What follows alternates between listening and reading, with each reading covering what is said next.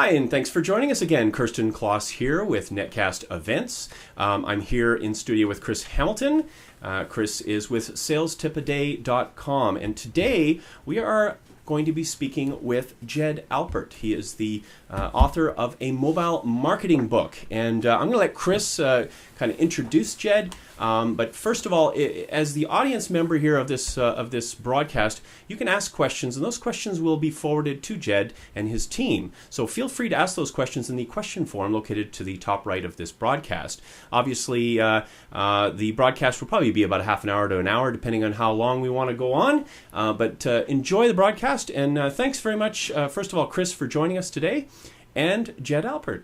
Excellent. Jed, thank you very much for joining us, taking the time out and telling us a little bit more. First, I'm going to start off with, just on the inner cover here, you are the co-founder and CEO of Mobile Commons, a mobile marketing firm named a Fast Company magazine Fast 50 company, and your website is at www.mobilecommons.com. And I've got the site up, and I love it because you got stats all over it. And I just told you I'm kind of Rain Man-ish at heart, and you got a whole bunch of information on there. And the other thing I have to give a shout out for is that your jacket image is supplied by iStock Photo, which is a great Calgary company where we're based. So, we always like to give shout outs to Canadians and Canadian companies on here because we try to push the heck out of it. But greatly appreciate you being on the show today. And just if you could, if I missed anything just on the intro there, just feel free to add anything that you want, and maybe how people can get a hold of you if they're interested in finding out more. Thank you for having me on, and I'm looking forward to this.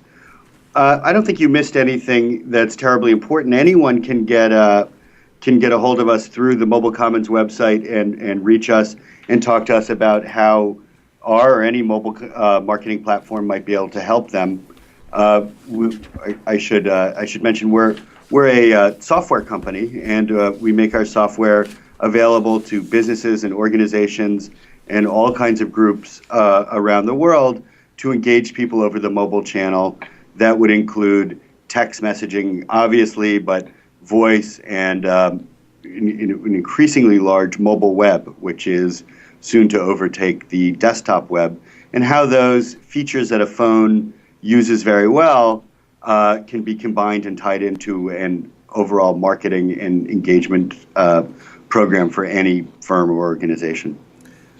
Thank you, Jed, for further clarification on that. One of the first things I'm going to jump into here is just talking about the SMS or SMS marketing. I mean, it may be foreign to some people, and our audience is typically, they're going to be salespeople or marketing people. Just kind of, if you could kind of give a bit of an overview of kind of your take on what mobile marketing is so that people get a better understanding. Sure. I mean, the way I think about it, and I think a good way for really anyone starting to think about it, is mobile marketing is really marketing, and all the goals and outcomes and successes that any firm or organization will want to have through marketing communication over the mobile channel, and exploiting what mobile does better than any other channel. I think before I go into a little detail of what I mean by that, we think, and we have built our software around the idea that mobile isn't a separate silo or a separate engagement channel, but is part of your overall communications channels, which include email, direct mail, radio, television, all of that. Mobile has a place to fit into that and work with that, but isn't really a separate silo. Some of the things that mobile does very well is, without going into the exact statistics, which are available everywhere, it has almost 100% adoption rate. Mobile data, meaning SMS, the numbers are staggering in the United States. I think there's 8 billion text messages sent a day. Wow. But I think the best way to think of it is it's the number one way that humans on Earth, including in the United States and Canada, communicate with each other. Mm-hmm. If you think about it that way, and you're a business or organization that has any interest in communicating with people, then that's probably the number one way that people communicate, is probably a channel you ought to be in. There's some other very good things about mobile. One is it combines some very interesting features: the internet, voice, and text, all of which are extremely popular. And when combined together, can produce some very, very interesting results, like sending text messages that link to targeted email pages, targeted web pages. You click on that link, and it's auto-populated with information that's targeted directly at that particular consumer based on a user profile. That can then lead to a triggered phone call to make a reservation or to find out some information or do some advocacy or something like that. All of that can be tracked and put into the user's profile so you can continue to learn more and more and more about that particular consumer. And then all of that data can be exported in real time into the database or the customer relation management tools of that firm is using to adjust how it's doing with email or direct mail or anything else. It's, when I look at it, and I'm on the fringe. I'm not as in depth on the mobile marketing side of it, but I see a huge opportunity because I know when you look at the stats against it, people open text messages at a rate of 70 to 100% as opposed to an email message, which is 20 to maybe 30% open up rate. I would say that's optimistic for an email. Yeah, exactly. It could actually be very optimistic for email. I think the other side to it is to me almost it's your Wild West frontier. I mean, even though you guys have been doing a lot down in the U.S., it's really starting to get adopted here in Canada, but not really. I think people are still very foreign to the idea of utilizing mobile marketing and really what the upside is to it because of the fact that it's unique, but two, there's also not as many people are actually using it right now. Is that what you found? Well, yes. There's something interesting about mobile, which is the only technology, having been around technology and technology marketing for some time, it's the only technology that it started getting used as a marketing channel after it had a 100% adoption rate. Everything else had a much lower adoption rate before it was started being used as a marketing channel. I think there's a few reasons. One is what mobile marketing was confused. Marketers were getting a lot of different messages.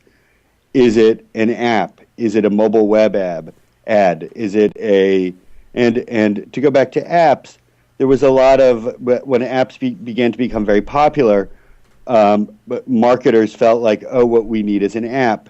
And I think there was a bit of a misunderstanding that an app isn't really a marketing tool. It's the consequence of good marketing. Mm-hmm. The things that mobile does with marketing, leading to engagement, is much more about the core functionality of the phone rather than the installed app.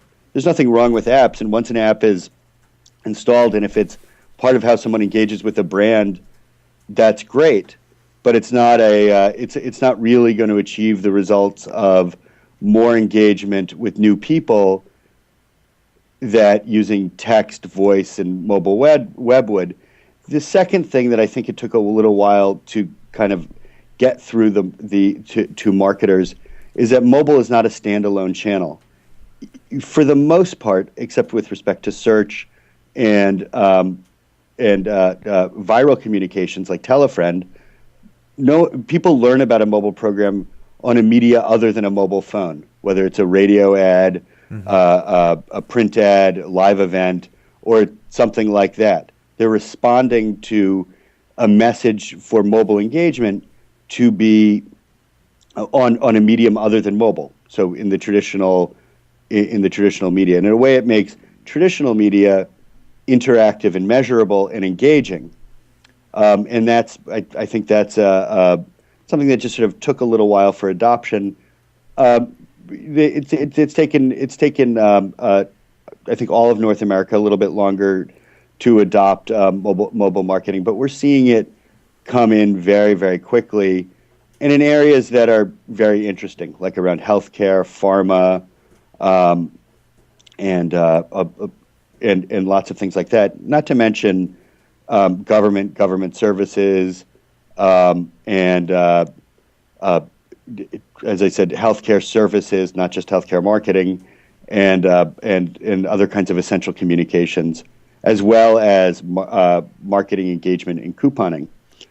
The things that the marketers need to remember is it's a highly conversational medium, and if you're going to engage someone on mobile, it should be relevant, interesting, and highly conversational and responsive. Absolutely. We'll get it. I want to get into the conversation side here in a little bit, but part of it is, I think you kind of hit the nail on the head when you were talking about it's used through other mediums, and prime example is one of the things that I've been working with some of home contractors is that one thing that always bothered me with remodelers and stuff is that they put signs out in front of the house expecting to get a response. And in fact, actually, a lot of people don't. But home modeling contractors get 70% of their business from signs sitting on the lawn. But the problem that they have is they put a website on it or a phone number, and people won't actually contact them via a phone because they're probably scared to be pitched to. And the second one is you force someone to go to a website to hunt around to try to find out information, right? Whereas I've been telling these guys, why don't you put a text message on there, such as Reno to 313131, which I have, which will push them to a specific landing page to allow you to get a quote and just have a better upside on it. So it's that is such a great example of what the power of mobile is, and then you can extrapolate that across industry and outcome after outcome. But there aren't that many types of marketing leads that yield to, if it closes a sale, yields a higher sale than something like home remodeling, right? You get a lead, you convert that lead, it's like $10,000 or whatever that home remodeling job is. So incredibly valuable. We can tell from A/B testing that if you put a website or a phone number on a sign versus a short code with a then text in your email, you'll get something like a 10 times higher, an order of magnitude greater completed response rate from the mobile than you will from the phone number or the URL. Wow. Sometimes even more. Really? Yeah, and it part of it goes back to what the point you said, which is it's vastly convenient, and I think for that reason, it's a pretty easy decision when you go back to saying, well, should I put in the number one way that humans communicate in Canada with each other as a possible way of communicating with me, or should I not? And once you think that through, the decision to engage people in that way is a little bit like, probably in the 1930s, people were saying, gosh, does my business really the kind of business that requires a telephone number? I get that this other kind of business, they need a telephone, but we've always done our business by mail, and I think we're just going to stick with that. Yeah. They're not going to look like very good decisions when the world adopted the telephone, and the world has adopted this as the way of communicating, whether it's for customer support, scheduling an appointment. It is the number one way that people communicate. Of course, it's going to be more popular. And when you add in the convenience, and what I love about the use case is whatever the conversion rate of lead to sale is with home remodeling, you don't want to miss any leads because every converted lead is worth like $10,000. Yeah. So you definitely want to make it as convenient as possible for that kind of lead gen. And all you have to do to engage in that is you don't have to be in the mobile business. You just have to change your sign a little bit. Yeah. I think the other side to it too is I look at it and I go, it's easier to remember Reno and then 313131 than it is to remember a web address or to get that phone number or whatever it is, right? It's just I remember that roof or Reno or roof or whatever it is, and I remember that little short code I got to send it to. It's so and you're easy. Probably going to do it when you see it, right? It's pretty unlikely when someone sees that sign they won't have their phone. Which makes the initial contact closer to your desire to have a home remodeling. It makes the entire lead gen experience much more executable and much more likely to succeed. Absolutely. I love examples like that because all it takes is they got to call you, and these things are not particularly expensive to get a keyword and put up a short code, and they have to get a little paint and put that paint on a sign. And they're now a mobile company, and they're improving their business that easily. It's to me it's just a fantastic use. I mean, you've kind of talked about some of the different uses. That was my next question. Is just is there a couple examples you can give that are really unique that you found well? I mean, I think the one that I like is the one where you did with the Sacramento Kings, which was quite cool. And while you're thinking about that, I'll have to look at the other one I was trying to remember in your book too. So, well, I mean, they're all examples of the magic sauce that we add in addition to sending text messages and generating phone calls is we've added data to it. So, and by that I mean we've created a mobile customer relation management tool attached to our mobile communication platform, which creates unlimitedly segmentable, meaning as many different data fields or pieces of data per user profile. So you can ask the person, what kind of ice cream do they like? What kind of, we always use ice cream as an example. I don't know why. Not one of our customers has ever done that. But but where they live, what their preference in any category is, what their blood type is, if it's for Red Cross blood donations, and you need to reach those people. In the case that you brought up of needing workers, steel workers in this, steel workers in this particular zip code or in this particular neighborhood, or who have expressed a preference of working midnight to 8. So you can message all of them and then be able to listen to those responses and then automate the response that the follow-up response based on that. It's almost like you say, it's the number one communication tool that people use, right? Target demographics are everyone carries one of these. And, if someone's going to talk to you on a phone, they're not going to pick up the phone and call you because most people don't want to be sold to. But I want to get that they don't first. Want to be called or make a phone call. Yeah, I want to get dreadful. that first touch, right? What I ideally want is I want a first touch, and I want to see something. And I'll tell you what. Then I'll invite you to contact me as opposed to me contacting you first, right? And that's kind of the approach that we've taken to this. Just a side note here, one of the funniest things I saw the other day, I was driving down the street and I saw an electrical truck and they had their fax number on the side of it. I'm going like, who the hell would remember that, right? They just decided not to change the paint job. Well, I guess because it accompanied the rust very well. They were waiting for that mobile fax market to take off, right? Oh my God, I'm gonna run and fax that truck. I thought it was the funniest thing. Unfortunately, I didn't have my phone out to take a picture of it because I really wanted to put it on my blog just to show here's bad marketing, I think. So anyways, sorry about that, Joe. We're back on. We're recording again. We can either hold that or go to that thought, or we could go back to, or we could keep moving on if you want. I think we the point I was making is that we're collecting, we're allowing this to happen at scale with attaching strong databases to the communication. Mm-hmm. The example of the Sacramento Kings is we learn an awful. We create. They create for an in-venue during the basketball game reason for people to communicate. But then when people aren't in the basketball game and when there's a Justin Bieber concert happening in Sacramento, they can send their preferred people who they understand might be in the position to like Justin Bieber the opportunity to buy tickets in advance and service them more that way and upsell them with that combined with a meal at the arena at the special arena restaurant and so on and so forth.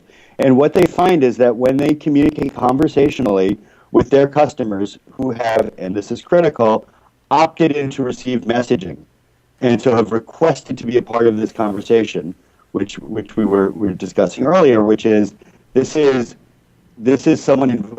a consumer inviting a brand to have a conversation with them. With that comes great opportunity and great responsibility. The responsibility is you should be very loyal to what that person is expecting to get from you. If all you do is say bye, and you don't engage in a conversation about the brand and the way the consumer wants, they'll probably opt out. And you'll know that right away because they'll opt out. But if you listen to what the person is saying, and that's the power of database, listen to what they're saying back, and then communicate with them that offers that they've suggested they might like or information they like, you will have an incredible opportunity. And that's what the Kings found is when people got offers that they had reason to believe would be welcome, they had very, very high return on investment per text message sent in terms of sale of things like tickets and other event opportunities. I was looking. Sorry, I'm just funneling through the book here because I'm trying to find. I remember the stats. It was incrementally they could show the dollar value of having that conversation. I think and it was like, it's like $10 per outgoing text or something like that. Yeah, it was. I mean, it was. Which is, but if you attribute only the cost of the outgoing text, that's a very high ROI. Yeah. But it really shows the value of a well-served customer. Jed, does that only apply to like impulse purchases, or is that purely on a relation? Is that also on a relational style sales process? I think it's relational. It can apply on impulse, but it's I think it's highly relational. You know, I think it would depend by vertical. Yeah. So, for example, I know it's a very different kind of example, but healthcare companies would use it to remind people to refill and comply with their prescriptions. Yeah. That's wow. That's like very powerful, right? That in its own is very powerful. I mean, that is that kind of it's a technology, but it's kind of the human touch behind that, correct? Where it's like, we care enough to tell you, like, hey, dude, take your medication. And they care about more. We see it's week 3 of your medication. You may be getting this negative side effect. That negative side effect, maybe you should, do this but don't worry, it means it's working. From the pharma's perspective, or the insurer's perspective, or the care provider's perspective, it increases usage. It increases healthy outcomes because one of the larger problems in medicine is adherence to drug protocols. There's something like a 40 or 50% drop off of people just not renewing after their second prescription. So people, which leads to negative healthcare outcomes. So the simple reminder on this uncluttered channel. I think it's both a personal touch and also kind of proof that reminding people to do things works. And if you can remind them on an uncluttered channel, like through text and other mobile messaging media, it's a terrific and effective way to do it. And we have all the data. It's in the book. I don't have it off the top of my head, but outcomes in terms of the likelihood that someone will take a drug or renew the drug go up more than 20% or 30%, which are big increases, and big increases for health outcome.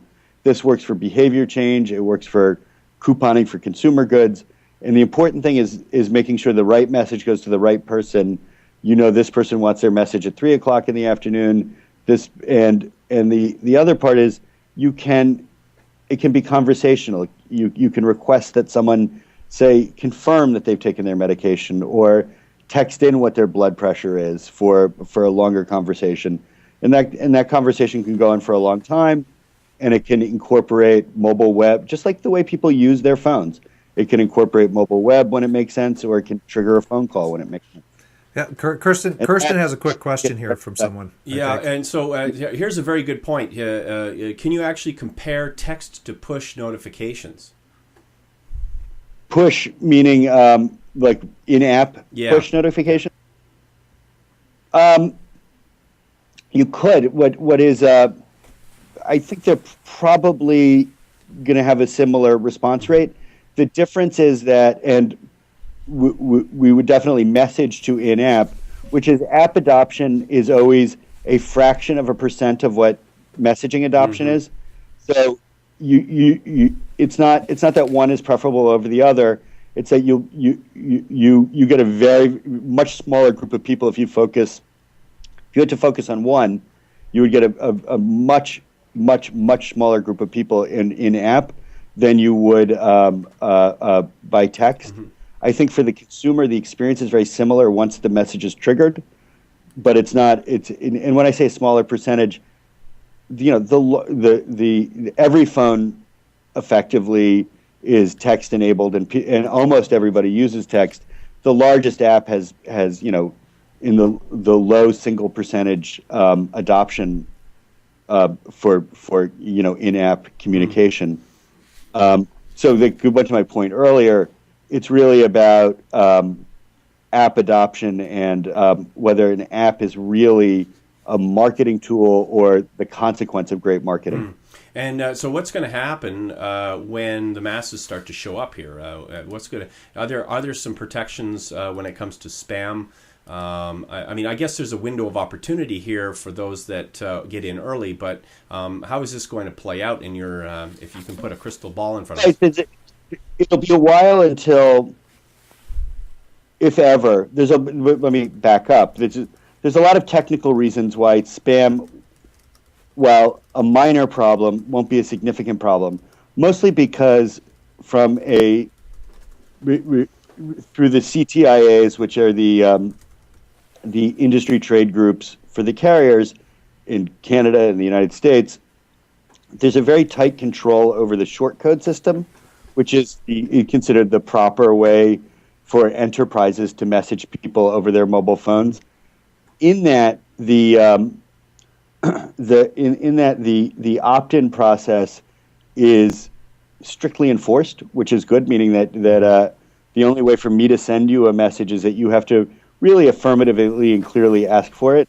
If someone used the shortcode system for spamming, it would be found out very quickly, and the shortcode would be shut off by the carriers, which is why you very rarely get, and a shortcode is the 5 or 6 digit number that people text around, not the phone number or length number. So that's very tightly controlled and not particularly susceptible to spam.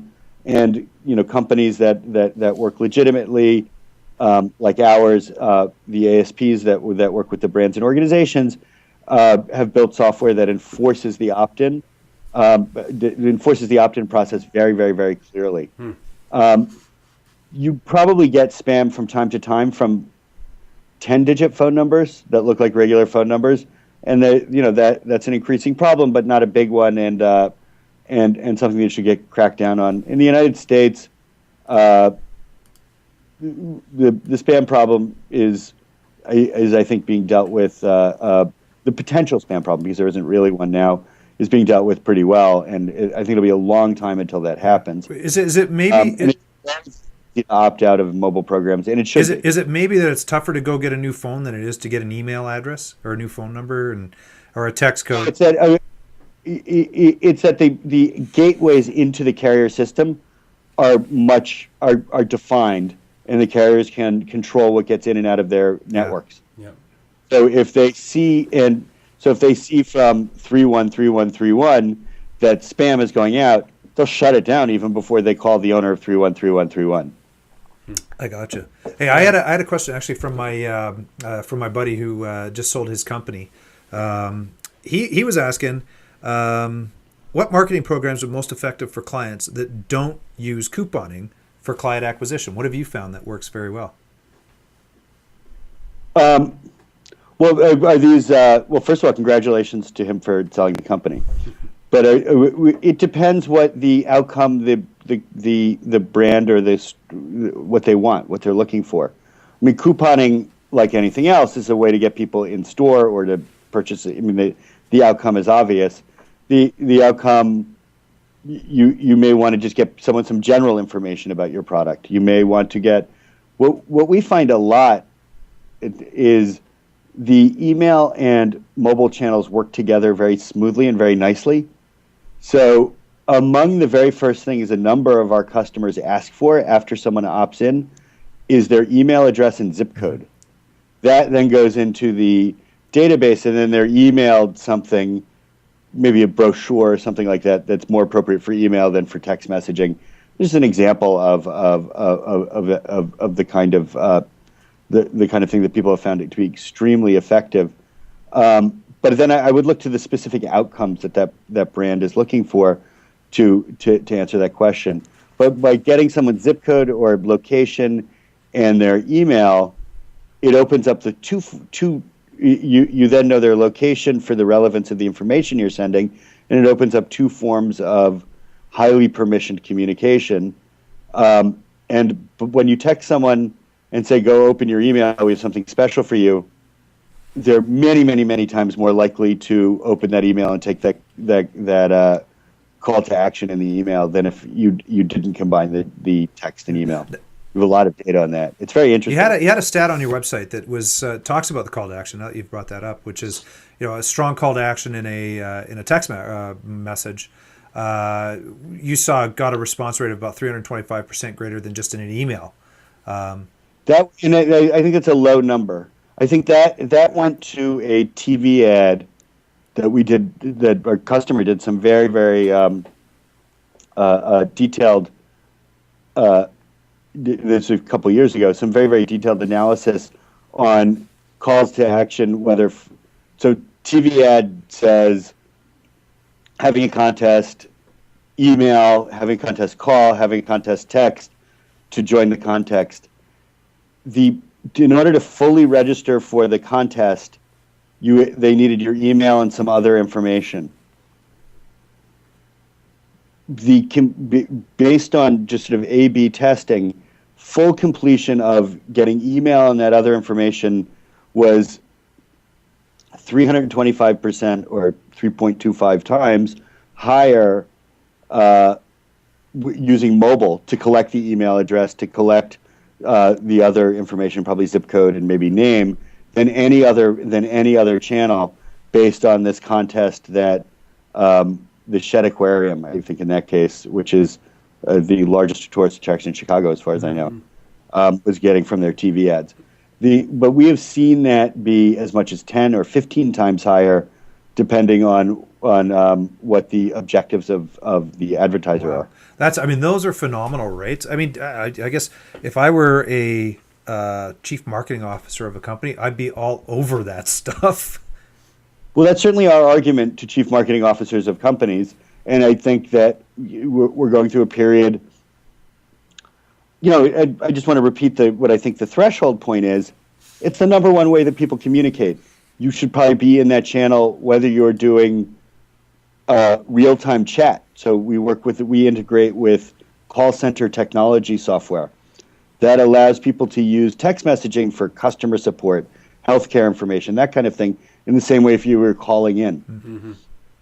That's so much more convenient than calling in, and for both sides, for both the call center people and for the customer. But if you're in the business of communicating with customers, constituents, or anyone else, or mobilizing workforces, like the example you brought up, then you might as well be using the most popular form of communication, the thing people have said, this is what I want to be communicated on. In general, for permission marketing, people like text messaging for messaging, as opposed to other forms of being communicated with by business, because it's at once, if you've asked for the material, it's at once extremely convenient, and it's really non-invasive. You don't have to talk to someone on the phone. You don't. It really is empowering for the customer. It's instant, right? Yeah. It's so instant. It's instant both ways. It's just the time to response is like nothing else. It's you send out 1 million text messages to get a response. If you don't throttle them, you'll get 755,000 responses. Yes. Well, I noticed that. I noticed that just in day-to-day life. If I'm trying to, for example, in our lives, we have busy family lives, and if we are in a situation where someone's supposed to pick up kids, you can email each other. I don't get a response at all. I can phone and barely get through, but the text always seems to get through. Yeah, no. I'm just saying that one of the things we found is that these programs where there's millions of text messages going out, we have to do a very unique thing for technology, which we have to slow it down so that not everyone gets a text, because most organizations can't handle 1 million responses back in 10 minutes. So we often throttle our messaging. We've built in to do that so that we don't overwhelm what we get back to our customers. Hold on, I'm going to hold the book because we are getting close to the end of the hour. Mobilecommons.com is the website. I'd like to put a plug in every once in a while here. So, the book is The Mobile Marketing Revolution. It's a great book. Tilt that down a little bit so we can actually see it. Full of lots of information. Go onto your website. Same thing. Lots of good information on your website. You just go through different areas. I'm just looking at your offerings page here for the enterprise. where you go through what Build-A-Bear did with the mobile coupon. 42% of your audience replied, and with their email address, and 23% of the coupons were redeemed. I would be, once again, back to the chief marketing officer. If I got a 23% redemption rate on a coupon, I would be ecstatic. Yeah, it does seem good. Now, in fairness, that's a group of people who asked for the coupon. Sorry, what was that? That's the 42% first. So it is, but that's like 10,000 times higher than your average coupon redemption rate. I think the offer was very good. I think, but there are lots of reasons why it happened. Mostly that it's a self-selected group of people, but still, I agree. And I think some of the reason why people haven't been doing them is because these haven't been prepackaged solutions, and as a mobile software company, we've put too much burden on the customer to figure this stuff out when we've known the answer on the mobile marketing side, and we have to create products that automate this more, which is what we've done. But that's, I think, as that begins to happen in a very effective way, these become very obvious choices for CMOs and people like that, and that's what we've seen. I mean, we've seen that across the board. We target more the enterprise. The enterprises tend to get into things a little bit more slowly, but once they get into something, they're in for a long time, and they do it at a very large scale. But the thing is, Jed, it doesn't just have to be a huge enterprise. It could be a one-man operation that does this stuff, right? Absolutely, and it doesn't have to be expensive. It's as simple as painting a short code on your sign to increase your lead gen. That's it, and anyone can find online a mobile solutions provider that could probably satisfy that one person sending out some text messages to customers for free. Yeah, I just don't want people to think that it's only reserved for big guys, right? Because it is. No, and I've got like, I'm doing it for myself. I'm a one-man operation, and I've got a couple of codes that I've used for different things too. So, and it probably makes that you are a one-person operation. It probably makes it much easier by dealing with data for you. Just the mere fact of not having to answer the phone has got to be we convenient. It's a great call to action. I mean, what a great call to action. Now, there was a question, wasn't there, Kirsten? Yeah, a couple questions came in here, and we were on a roll there, so I couldn't exactly cut in. But the trending, mobile texting was very popular in Europe. I think from what I saw, they grabbed onto this concept of using it as a tool to order stuff through vending machines and what have you. But the question that came in that was, is the trending U.S. versus Europe? Was Europe ahead of this curve, and or any other market ahead of it, or is there anything we can learn from a market that's ahead of us in this? Yeah, we're ahead of us, and I don't think they are anymore. I think that gap is closed, certainly in terms of volume. It took off as a consumer tool. People texted each other. What they had, because there's less diffusion in there's more consistent technology in Europe and most of the rest of the world around mobile. Mm-hmm. And so there's, in short, they had interoperability, meaning if you're on Verizon and I'm on AT&T in the United States, until like 92, we couldn't text each other. It was like the BlackBerry problem. Yeah. Yeah. So the interoperability really slowed down text messaging in the United States. Yeah. But they do a lot of very interesting things in Europe. The enterprise level marketing I'd say they're about the same place. Yeah. And I think the pricing helped too. I mean, they were so highly priced for a while. Yeah. I mean, and that they are sender pays as opposed to receiver pays has changed the equation a little bit there. It's made it easier to do mobile marketing. A little more expensive, but easier. Mm-hmm. A couple other questions. Okay, now we're getting into the details. We got to be cognizant of your time. Yeah, too, we ran Jed. about I don't 10, know if you've got any. I'm good. I'm not sure what the overall time is. So there were some questions probably about the details of the process. Like, how do you set up these codes? As service providers, I imagine, like yours.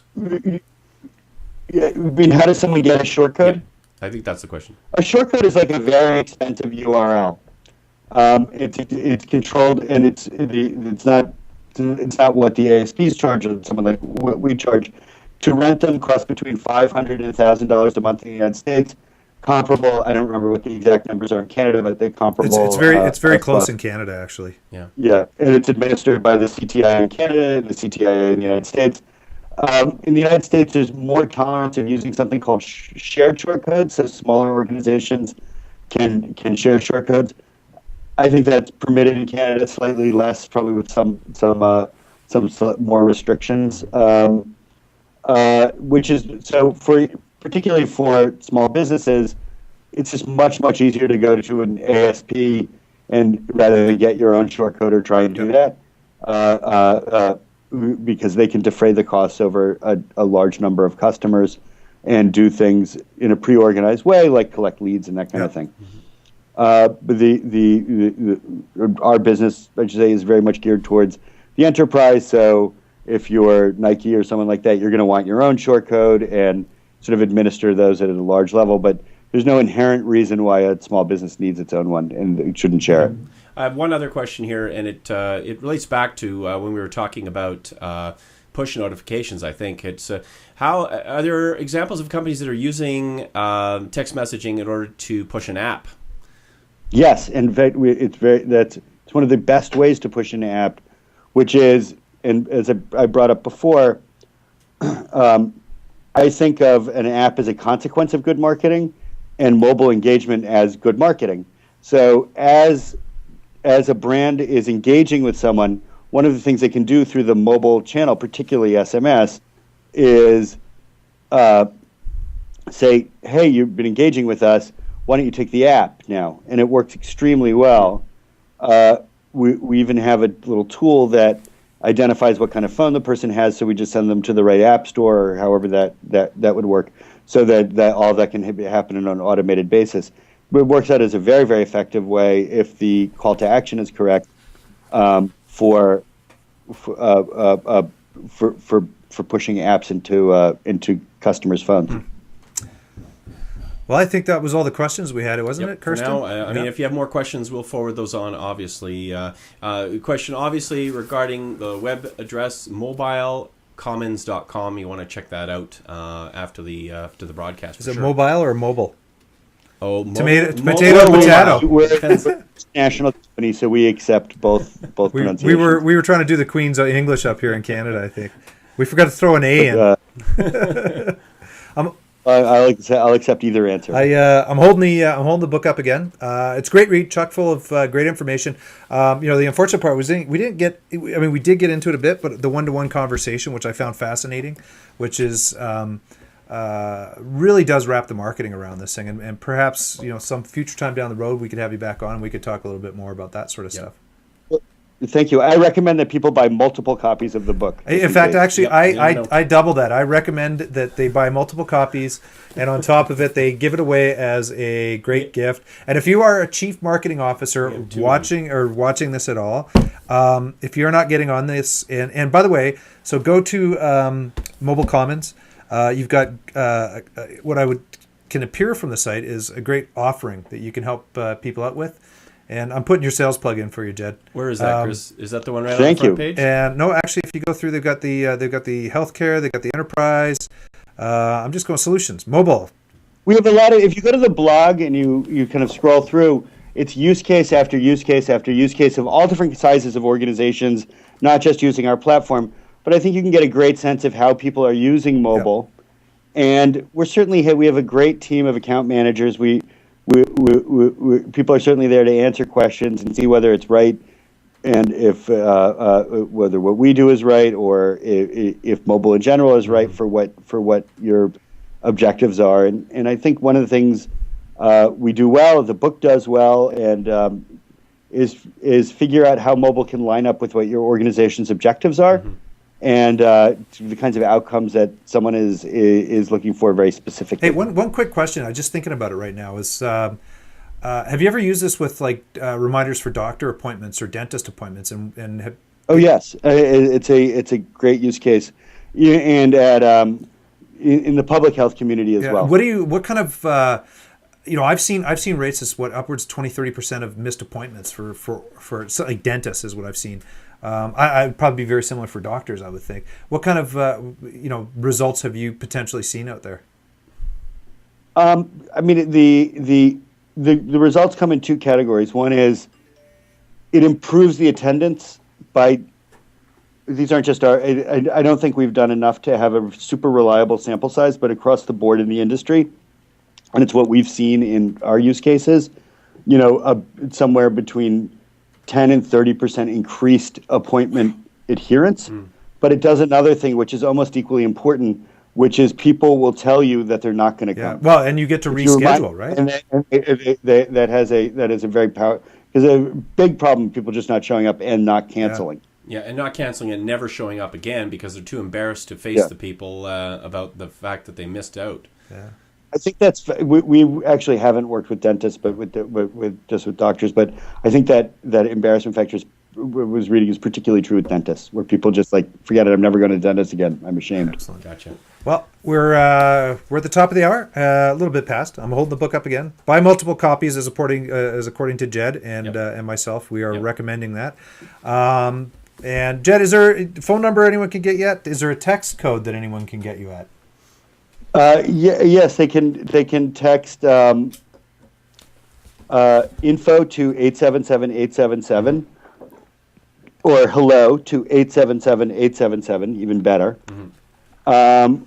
Or they can go to. It's the best way is either to do that, text hello to 877-877, or reach us through our website, and you can get in touch with us at any time. Excellent. We'd love to have you back on some other time in the near future and explore this further. But absolutely, for that is Jed Alpert is the CEO and co-founder of Mobile Commons, which is a mobile marketing firm named a Fast Company magazine, Fast 50 100 at www.mobilecommons.com. He has been our guest today, and we greatly appreciate his time that he has spent with us. Thank you very much. I really enjoyed it. Thanks, Jed, for joining us, and thank you, everyone, for joining us today for our webcast. Post those questions. Let others know about these broadcasts. They're promoted through you, our community. And if you have any suggestions for interviews, obviously pass those along. We'll be more than happy to discuss options to interview. Very interesting. And Jed, you too. If you have anybody that you know that you think might benefit, anybody in your team that would maybe be able to add to this forum, please send them along. Thanks very much. Thank you. Bye-bye. Stay on for a second. Hold on for a sec, Jed. Sure, no problem.